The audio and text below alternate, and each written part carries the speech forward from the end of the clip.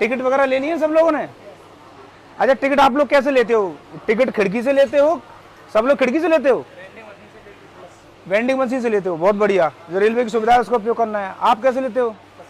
Machine से। देखो एक बात है कि जो हम फेसबुक चलाते हैं, व्हाट्सएप चलाते हैं, फोन पे तो सब लोग चलाते ही होंगे, ठीक वैसे ही रेलवे जो है टिकट देती है। एक एप्लीकेशन होता है यूटीएस एप्लीकेशन होता है एक, इस तरीके का उसका इंटरफेस रहता है।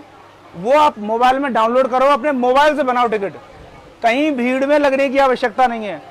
और उसमें कुछ फायदा भी मिलता है, 3% जो भी रहता है, 3-4% बोनस भी मिलता है, समझ रहे हैं। और अब भूल जाओ पुराने जमाने में टिकट में लाइन में लगे हैं, लाइन में कोई पर्स निकाल ले जाए और ट्रेन छूट जाए तुम्हारी। बस इसके लिए यही है कि आपको थोड़ा सा स्टेशन से दूर रहना है। पहले स्टेशन पे आके नहीं बनेगा टिकट, थोड़ा दूर रहो, 10-20 मीटर। हाँ, यूटीएस